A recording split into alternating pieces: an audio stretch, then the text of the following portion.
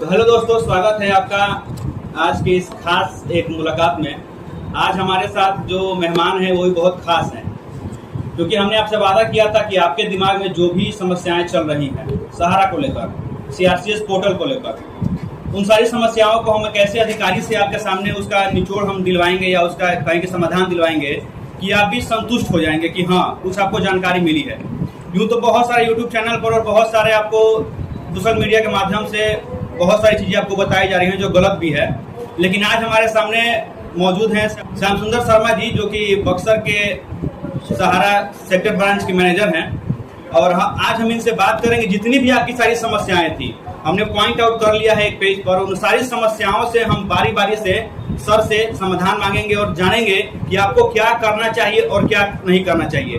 क्योंकि जब एक अधिकारी जो सहारा से जुड़े हुए हैं आज लगभग कई वर्षों से अपना योगदान दे रहे हैं, तो जब उनके द्वारा कुछ आपको बताया जाएगा तो मैं समझता हूँ कि फिर आपके दिमाग में कहीं भी कुछ इफ और बट नहीं रहेगा।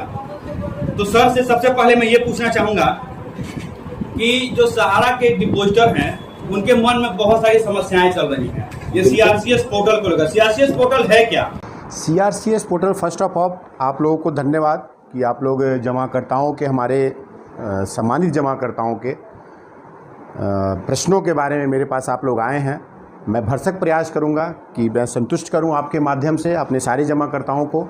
सबसे पहले मैं आप लोगों का स्वागत करता हूं, अपने सारे जमाकर्ताओं का आभार व्यक्त करता हूं जिन्होंने आज तक और अभी तक सहारा पर बहुत बड़ा भरोसा किया है, विश्वास किया है। तभी आज सहारा इस मुकाम पे है कि सरकार को इसके लिए एक नया पोर्टल लॉन्च करना पड़ा। पोर्टल मीन्स एक साइट होता है।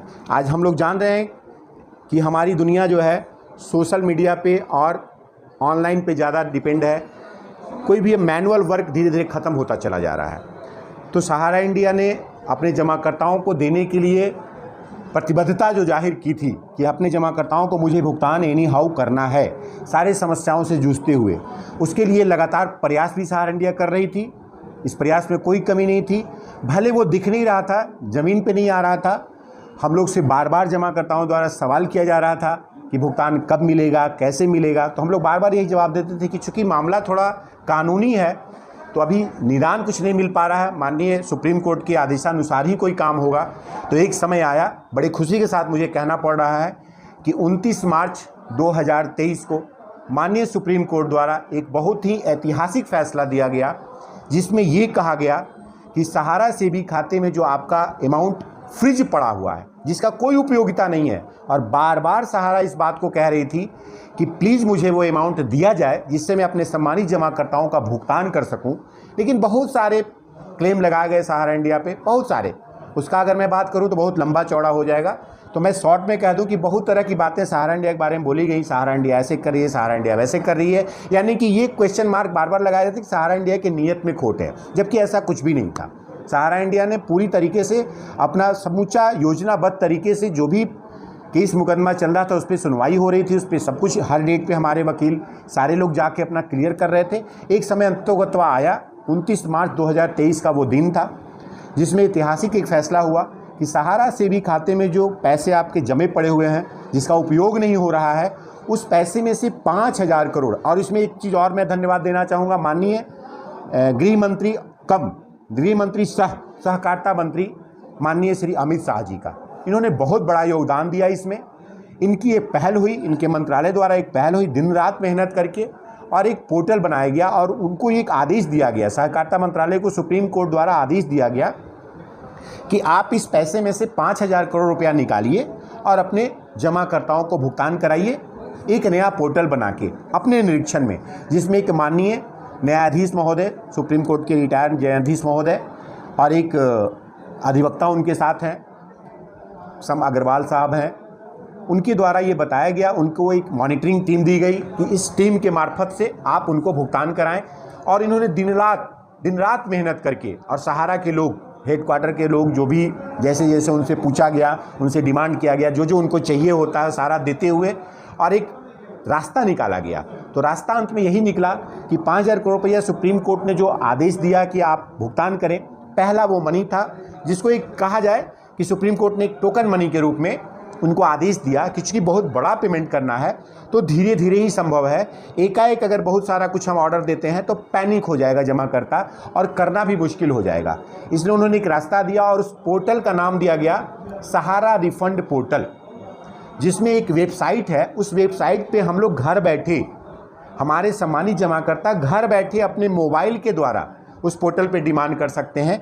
अगर वो मोबाइल पे उनकी थोड़ी परेशानी हो रही है तो अपने नज़दीकी ग्राहक सेवा केंद्र पे जाएं, जो कि माननीय सहकारिता मंत्री द्वारा बताया भी है। पूरे भारत में 5.5 लाख ग्राहक सेवा केंद्र है जिनको ये आदेश दे दिया जा चुका है कि आप इनको सहयोग करें।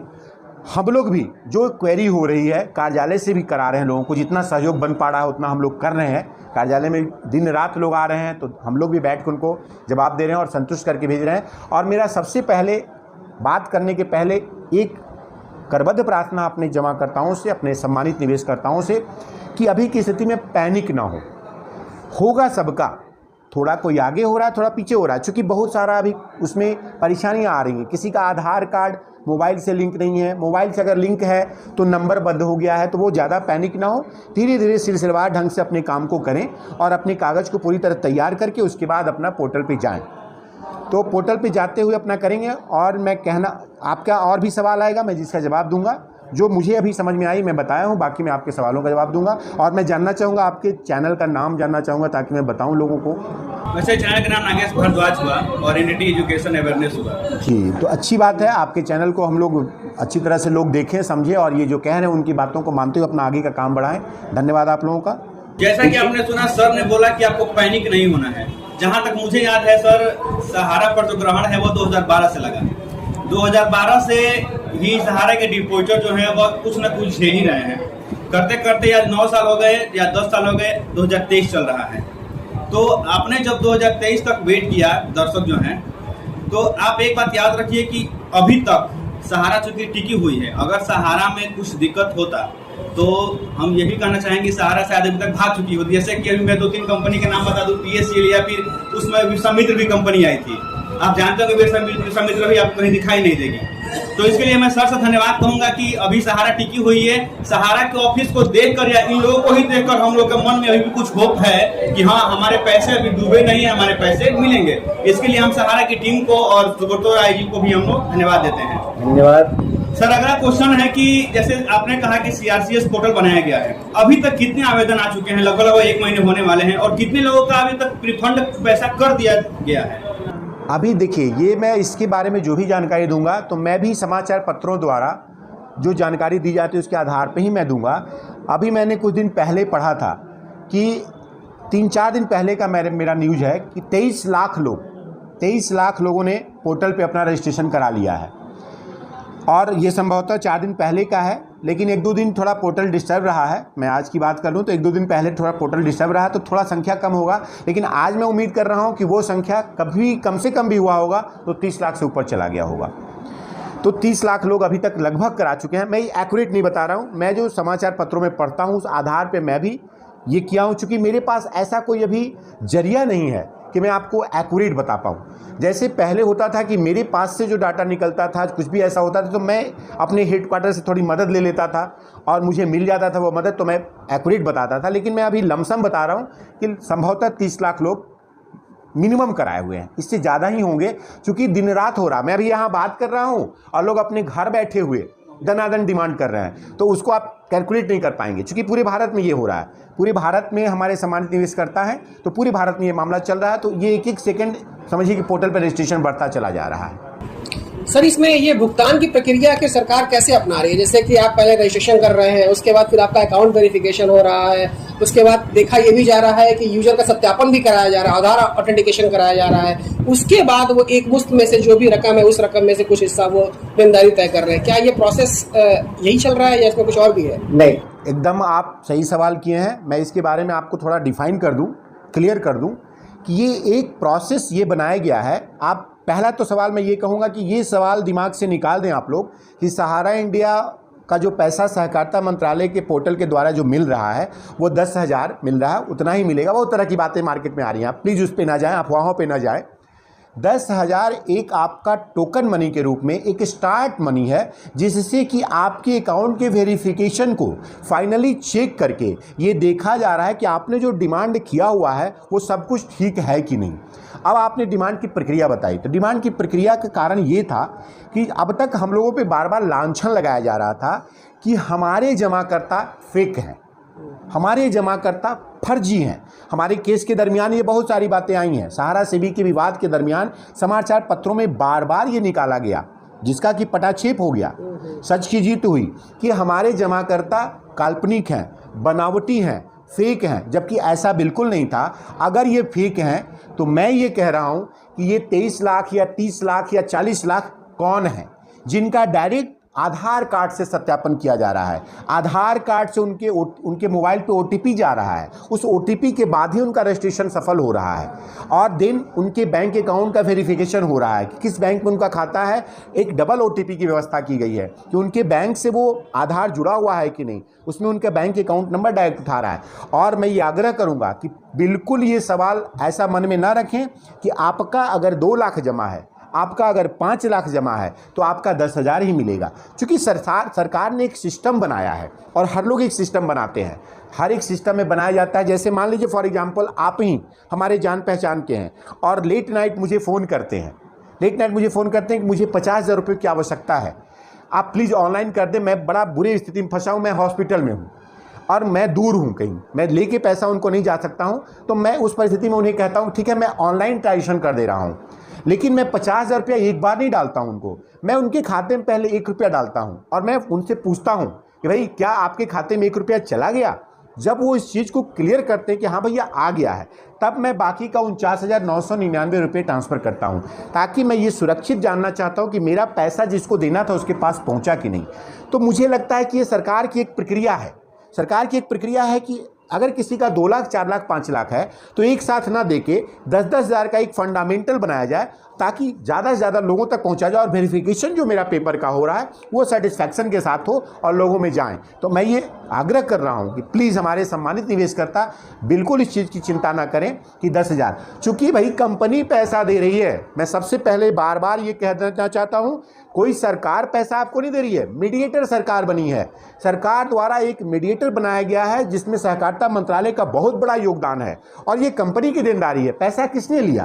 पैसा कंपनी ने लिया है, तो देनदारी किसकी है? कंपनी की है, और कंपनी बिल्कुल आप लोगों को ब्याज सहित लौट आएगी। आप लोग बिल्कुल पैनिक ना हो, बिल्कुल इधर की बातों पे ना जाएं। थोड़ा वक्त जरूर लगेगा, आपका पैसा आपका सूद समेत आपके ब्याज सहित आपको रिटर्न होगा।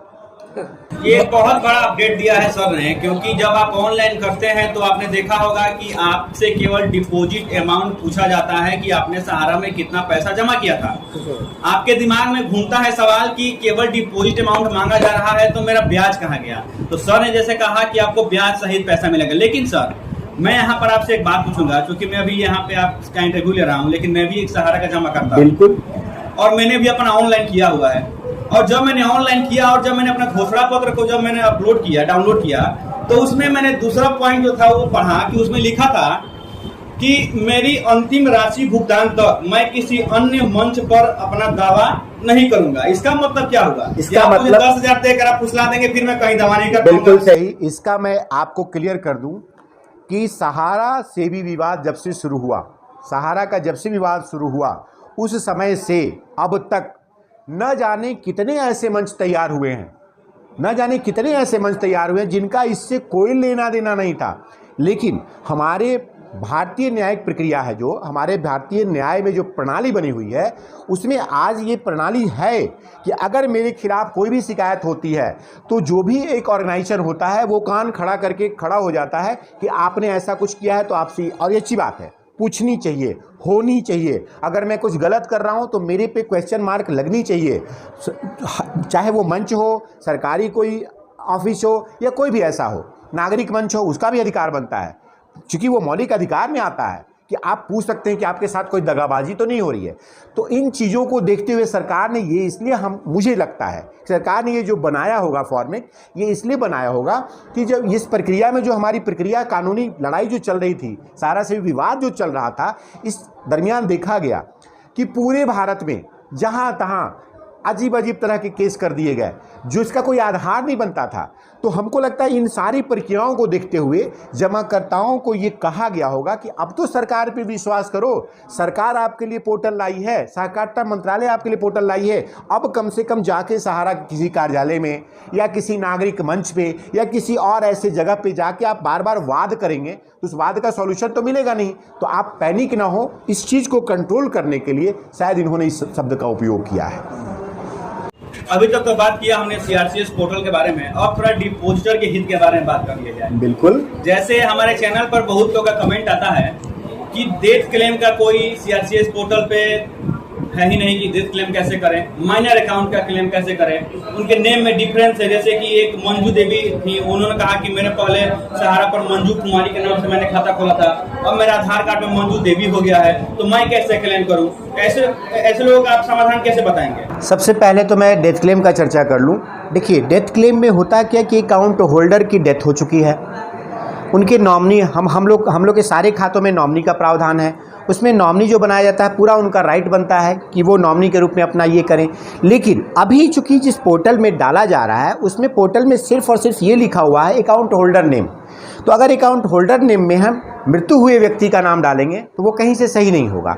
लेकिन उस पोर्टल में एक जगह बनाई जाएगी, निश्चित रूप से हम लोगों ने इसका समाधान के लिए, इस तरह की समस्याओं के लिए अपने मंडल कार्यालय के थ्रू अपने कमांड कार्यालय को लिख के दिया हुआ है कि उस पोर्टल में थोड़ा संशोधन कर दिया जाए कि अगर अकाउंट होल्डर की मृत्यु हो जाती है तो वहाँ पे नॉमिनी के नाम का पोर्टल बनाया जाए, उसमें नॉमिनी के नाम का एक कॉलम बनाया जाए जिसमें हम लोग अकाउंट होल्डर, वहाँ पे एक टॉपिक लिखा रहेगा कि अगर दुर्भाग्यवश जमाकर्ता की मृत्यु हो जाती है तो नॉमिनी हेतु वहाँ पे एक कॉलम बना दिया जाएगा जिसमें नॉमिनी के नाम से वो सारा कुछ उसमें डिटेल डाला जाएगा। उसमें सिंपल जमाकर्ताओं को कुछ नहीं करना है, जैसे हमारे सहारा इंडिया कार्यालय में होते थे तो हमारे यहाँ का एक सिस्टम था कि जमाकर्ता का मृत्यु प्रमाण पत्र और नॉमिनी होने का प्रमाण, जो कि एक कोर्ट के द्वारा अफिडेविट किया जाता था, उसका प्रमाण पत्र लेके आते थे। तो हम लोग जमाकर्ताओं के नॉमिनी को उनका उत्तराधिकारी मानते हुए भुगतान की प्रक्रिया अपनाते थे। तो निश्चित रूप से ऐसी ही कोई प्रक्रिया आएगी, चूँकि पोर्टल के माध्यम से है तो अभी पोर्टल में ये चीज़ इंक्लूड नहीं किया गया है, जल्द ही कर दिया जाएगा।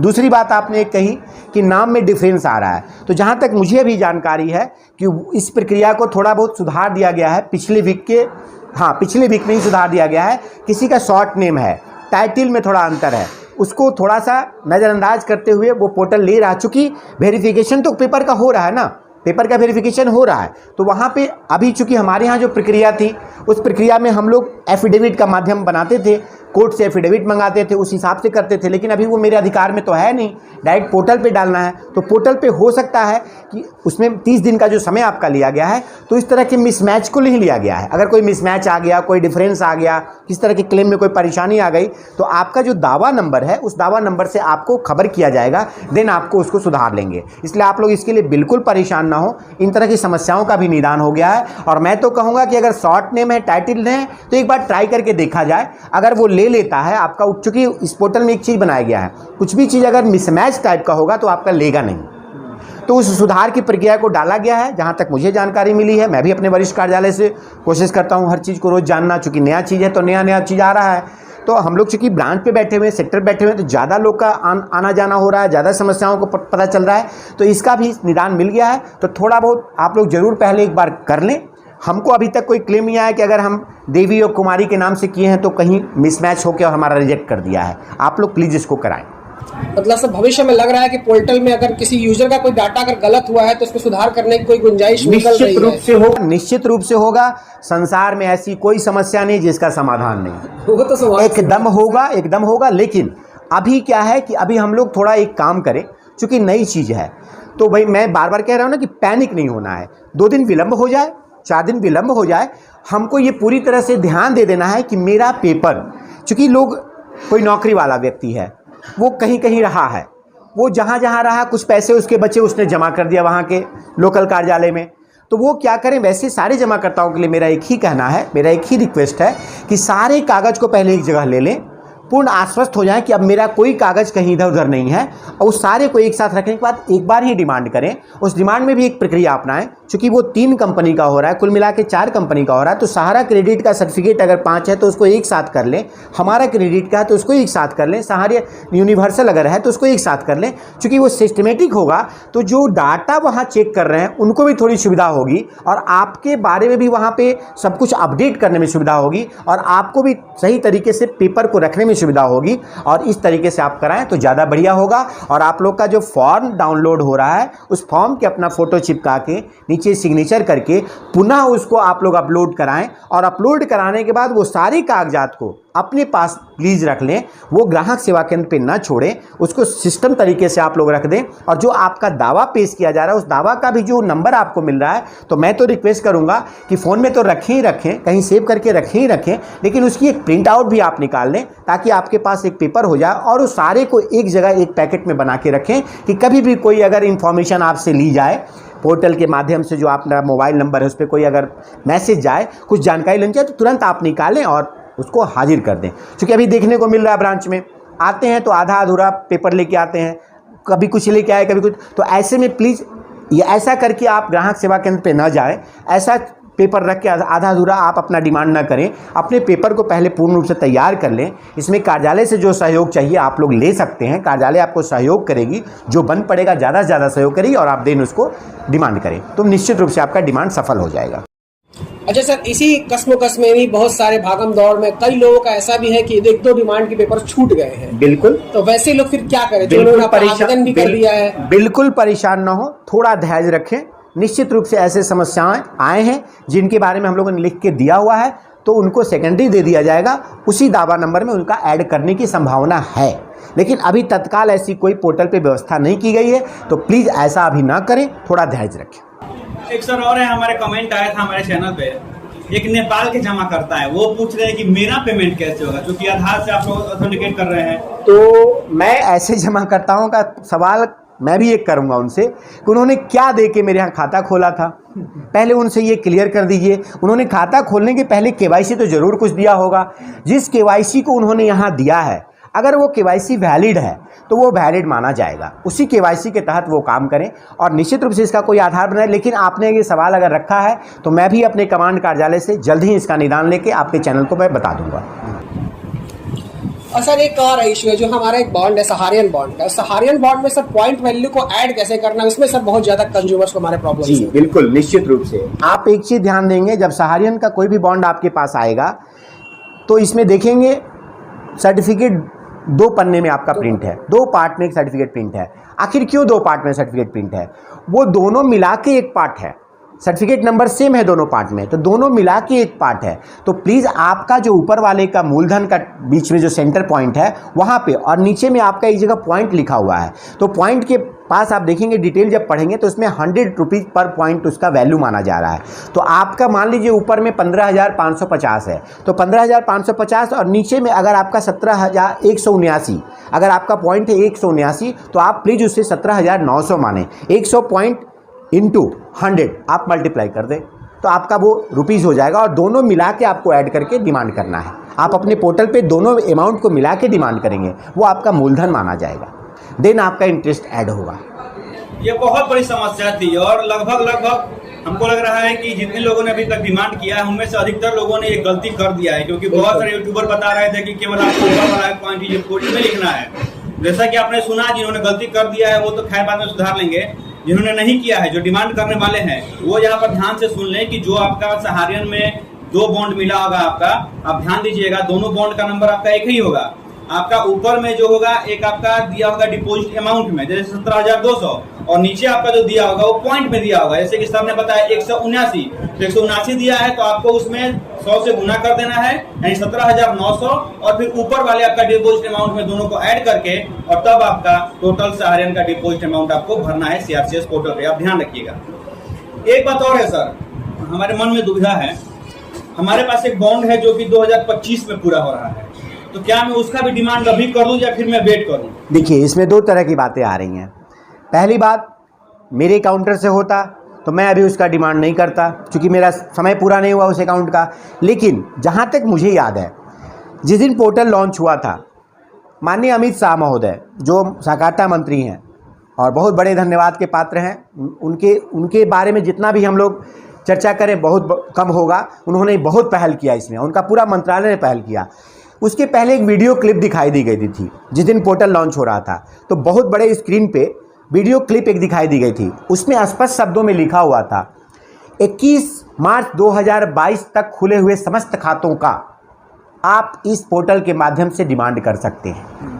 दूसरा था 29 मार्च 2023 तक खुले हुए समस्त खातों का आप इस पोर्टल पे डिमांड कर सकते हैं। तो जहाँ तक मैं समझ पा रहा हूँ कि 21 मार्च 2022 तक खुले हुए खाते में सहारा क्रेडिट कोऑपरेटिव, हमारा क्रेडिट कोऑपरेटिव, सहारियन यूनिवर्सल मल्टीपर्पज़, ये 3 कंपनी का खुला हुआ खाता है। और 29/3/2023 में जो हुआ है वो स्टार मल्टीपर्पज़ जो हमारे बिहार प्रांत के बाहर का है, जो स्टेट में चलता है वहाँ के लिए है।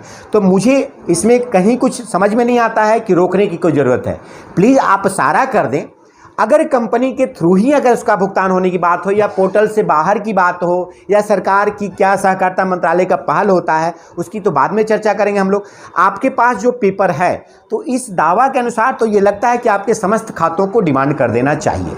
लेकिन सर हमने CRCS पोर्टल पे जब जो टोल फ्री नंबर दिया गया है उस पर हमने बात किया तो हमको बताया गया कि नहीं, क्योंकि सुप्रीम कोर्ट का जो आदेश आया है वो 29/3/2023 को आया है। बिल्कुल। तो आपके पास जो भी अकाउंट है अगर वो 30/3/2023 तक मैच्योर हो गया है, आप केवल उसी का डिमांड कीजिए। उसके बाद अगर हो रहा है तो आप डिमांड मत कीजिए, आप वेट कीजिए। तो इस बारे में मैं यही कहना चाहूँगा कि इस बारे में अभी अपने कमांड कार्यालय से भी थोड़ा संपर्क कर लूँ, मुझे क्या आदेश मिलता है, फिर मैं इसको रिफाइन कर दूंगा। दो बातों में कॉन्ट्राडिक्शन हो रही है, जैसा कि सर ने बताया कि बैकग्राउंड में पीछे उस समय चल रहा था। हाँ, वो अगर आप उठा के देखें जिनका अकाउंट उतने समय तक खुला हुआ है, अकाउंट खुलना अलग चीज है और मैच्योर्ड होना अमाउंट अलग चीज है। बिल्कुल। अकाउंट खोलने का मतलब उन्होंने ऑलरेडी उस पैसे को वहां पे मूलधन में अपना इन्वेस्ट कर चुके हैं वो। बिल्कुल। तो मुझे लगता है जहां तक मैं उस पोर्टल के आधार पे आपको बता रहा हूँ, फिर भी मैं इसके लिए और भी जानकारी ले लूंगा, फिर मैं आपको संतुष्ट कर दूंगा। अच्छा सर, थोड़ा CRCS पोर्टल से बाहर निकलते हैं। बहुत सारे लोगों का क्यूसोक का खाता है, अभी बहुत सारे लोगों के पास अभी रियल एस्टेट हाउसिंग का खाता है, सहारा टी का खाता है, कमर्शियल का खाता है। वो लोग परेशान हो रहे हैं कि हमारा कैसे पेमेंट मिलेगा। बिल्कुल उनका परेशान होना वाजिब है, लेकिन मैं वैसे लोगों को एक ही चीज़ कहूँ कि जिस तरह से धैर्य का परिणाम सुखद होता है, मुझे कहने में ये कोई गुरेज नहीं है।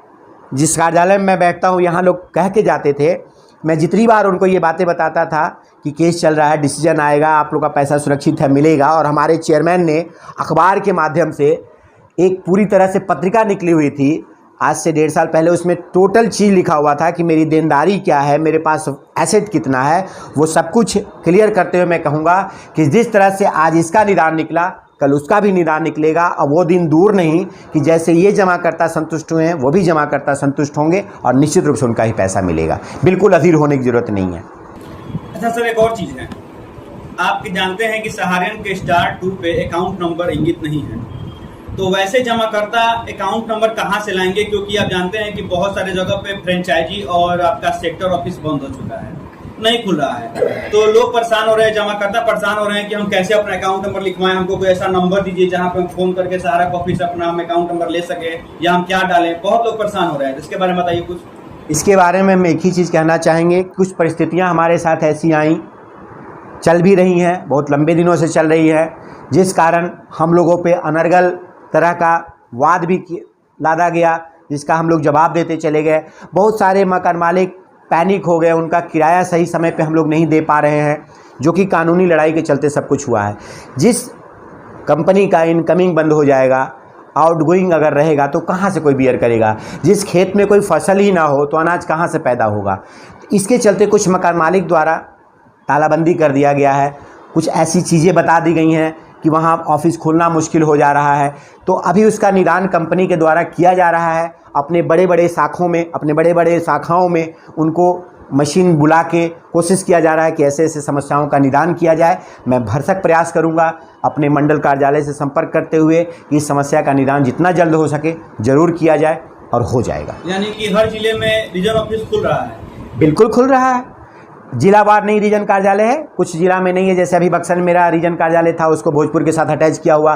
खर्चे को कम करते, चूँकि आमदनी नहीं है तो खर्च बहुत ज़्यादा कर पाना और मुश्किल हो जाएगा। इस मद्देनज़र बहुत सारे रीजन कार्यालय को अभी समेट दिया गया है, छोटा किया गया है, तो उसका कार्यालय बक्सर को भोजपुर के साथ अटैच किया गया है। तो हम लोग भी कोशिश कर रहे हैं कि बड़े बड़े कार्यालय, मैंने भी अपने पदाधिकारियों से बात किया है कि जहाँ जहाँ ये समस्या आ रही है उनके मशीन को कोशिश किया जाए कि हमारे कार्यालय में शिफ्ट करा दिया जाए, तो हम लोग ज़्यादा से ज़्यादा उन लोग को हेल्प करें और कोशिश करेंगे कि इसमें सफलता मिलेगी। ऐसा कोई सर ऑनलाइन नंबर नहीं है या फिर टोल फ्री नंबर जहां पर डिपॉजिटर पता कर सके फोन करके कि उनका अकाउंट नंबर क्या है या क्या समस्या है? देखिए, अभी तक हमारे यहाँ जो CBS प्रणाली की आप बात कर रहे हैं वैसा कुछ है नहीं सिस्टम।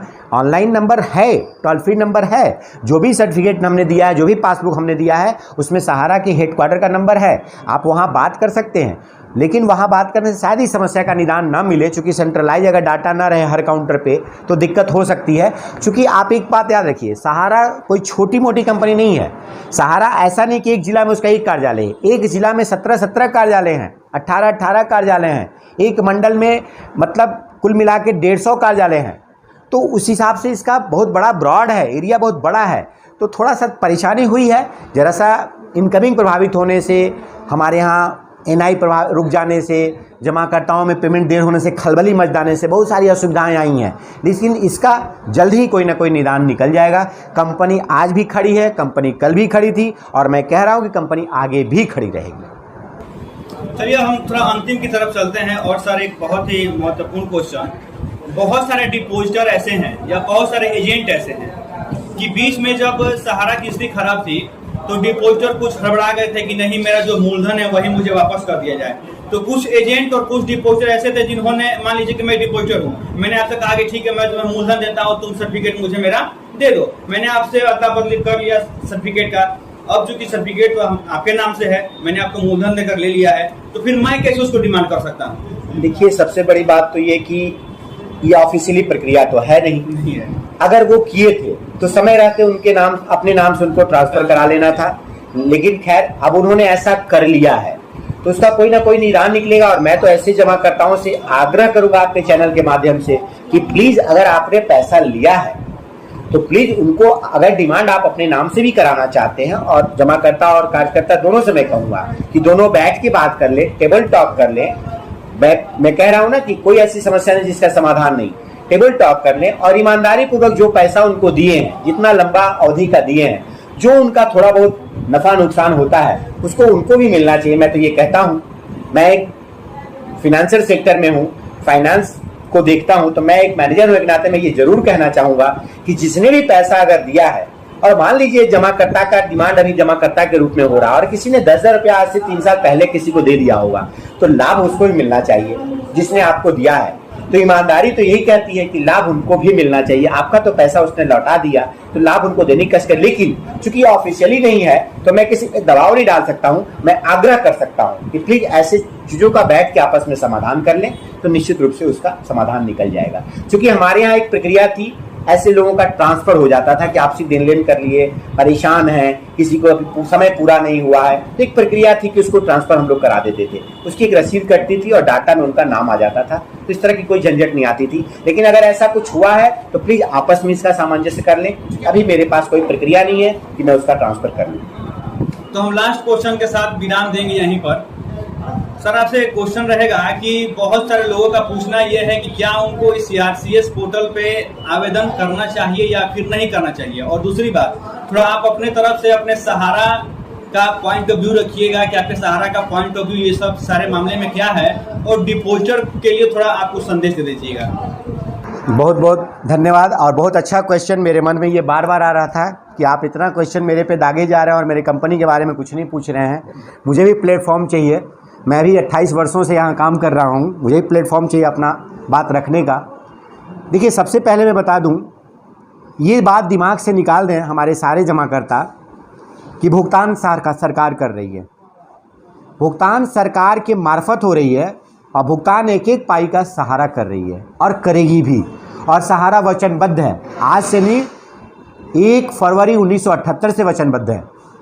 और मैं अपने सहारा श्री को नमन करते हुए मैं दावा कर सकता हूं कि हम लोगों ने अपना गॉडफादर माना है, गॉडफादर हैं भी। ठीक है, परिस्थिति एक साथ हमेशा एक जैसी नहीं होती है, समय बहुत बड़ा बलवान होता है। समय का कुछ तकाजा था जो हम लोगों के साथ इतना इंसिडेंट हुआ। लेकिन मैं एक चीज़ भी क्लियर करना चाहता हूं कि सहारा ही लगी हुई है, सहारा ही लगी है, तो आज इस मुकाम पे हम लोग हैं कि CRCS पोर्टल बना और भुगतान की प्रक्रिया में हम लोग जा रहे हैं। तो मैं आपसे आग्रह करूंगा कि निश्चित रूप से बिना पैनिक हुए आप अपने समस्त खातों का भुगतान उस पर डालें, जिसमें जो प्रक्रिया बताई गई है, जिस स्कीम के बारे में बताया गया उसको डालें। ना करने वाली कोई बात ही नहीं है, आपको करना है, आपको करना और तो बढ़िया है, सिस्टम से आपको मिलेगा, हर चीज़ सिस्टमेटिक हो जाएगा। अब सरकार इसमें कहाँ तक आगे और बढ़ के काम करेगी, आने वाले समय में थोड़ा पोर्टल का प्रॉब्लम आ रहा है, सिस्टम काम नहीं कर रहा है, बहुत लोड हो गया है, क्रैक कर जा रहा है, उनका जो है सर्वर नहीं काम कर रहा ढंग से।